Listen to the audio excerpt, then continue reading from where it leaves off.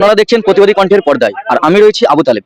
এই মুহূর্তে উপস্থিত আছি পশ্চিম মেদিনীপুর ভগবন্তপুর 1 নম্বর অঞ্চলে তৃণমূল কংগ্রেস কমিটির পক্ষ থেকে দাওয়াত ইফতার মাহফিল আয়োজন করা হয়েছে। সেই মাহফিলে উপস্থিত থাকছেন ঘুরপা শরীফের চিফ ডাইরেক্টর পীরজাদা কাসেম সিদ্দিকী সাহেব এবং আরও উপস্থিত থাকছেন পীরজাদা সৈয়দ নাজিমুদ্দিন হোসেন সাহেব। তাঁরা কি বার্তা দিচ্ছেন তাঁর মুখে আমরা শুনে নেব।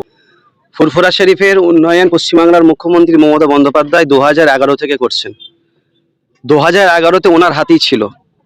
2011 থেকে আপ টু 24-এর শেষ পর্যন্ত, অর্থাৎ 25 পর্যন্ত ওনার হাতে ছিল।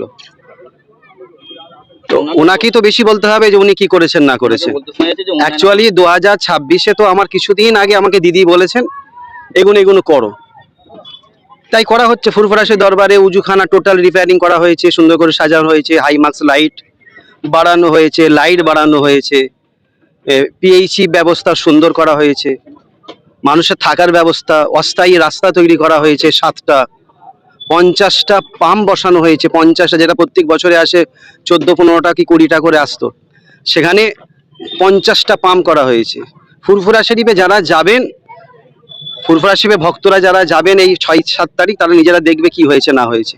আর যিনি বলছেন ওনার জায়গাটা সবসময় তো উনি সাজিয়ে রেখেছেন, আজও পর্যন্ত সাজানো আছে। আর যিনি আমার কথা বলছেন, আমার বাড়ি সাজাতে হবে না, আমার বাড়ি আমার আব্বা হুজুর কেবলা যা সাজিয়ে রেখেছেন, আজ থেকে নয়, আজকে প্রায় 40 বছর ধরে সাজানো আছে, ও সাজাতে হবে না, ইনশাল্লাহ সবসময় সাজিয়ে আছে। হিন্দু মুসলিম ঐক্যভাবে আমরা এর পশ্চিমবাংলা ভ্রাতৃত্বর বাংলা, মানবতার বাংলা, ভালোবাসার বাংলা। আজকে দেখুন এই ইফতারের মাহফিল, কে কি বলছে এটা আলাদা কথা, কিন্তু আমাদের মন সাফ, ভেতরে সাফ রাখতে হবে যে আমরা ইফতারের মাহফিল করেছি। এই ইফতারের মাহফিলে সমস্ত সম্প্রদায়ের মানুষ এসে এখানে যোগ দিয়েছেন, এইটাই ভালোবাসা। আজকে দেখুন আমাদের এমএলএ সাহেব আমাদের এসছেন, তিনি কি এই ভ্রাতৃত্ব, বাংলার ভ্রাতৃত্ব, বাংলার ভালোবাসা, এই ভালোবাসার টানে এসেছেন। তো আজকে আমাদের এই বাংলায় আমাদের সকলকে ঐক্য হতে হবে। আজকে বাংলায় যে পরিস্থিতি এসে গেছে, এসআইয়ের নাম দিয়ে দুটো সম্প্রদায়কে ভাগ করার প্ল্যান চলছে। পশ্চিমবাংলাকে একমাত্র যেইভাবে একটা প্ল্যান চালু করেছে এসআইয়ের নাম দিয়ে, স্রেফ রাজনীতি, আদার্স কিছু নাই। যদি আজকে এসআইয়ের নাম দিয়ে যদি বলতো হিন্দু ভাইদের যে কোনোভাবে এসআইয়ের নাম বাদ যাবে না, যেটা বলছে, তাহলে এসআইয়ের নামটা বাদ দেওয়া হলো কেন? যে আজকে আপনার দলিত, আদিবাসী, মতুয়া, 90,000 মতুয়াকে বাদ দেওয়া হয়েছে, কেন দেওয়া হলো? হয় আমি আমাদের ভারতবর্ষের প্রধানমন্ত্রীর কাছে প্রশ্ন, এখনো কি জুমলাবাজি করে চলবেন? এখনই অসহায় মানুষদের আস্থা নিয়ে খেলবেন? ভারতবর্ষের মানুষদের আস্থা নিয়ে খেলবেন এখনো? আজকে এদের বাদ দেওয়া হলো কেন পশ্চিমবাংলা বাদ? একমাত্র ভোটের জন্য এরা কেউ ভোট দিতে পারবে না? বাংলার মানুষ কিন্তু এটা মেনে নেবে না।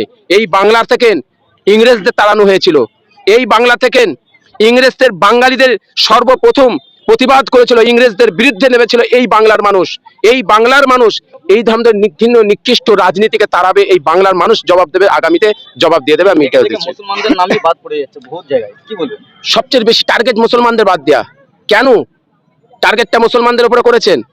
জানে যে পশ্চিমবাংলার মুসলমান বেশি দলকে ভালোবাসে, দেশকে ভালোবাসে, রাজ্যকে ভালোবাসে।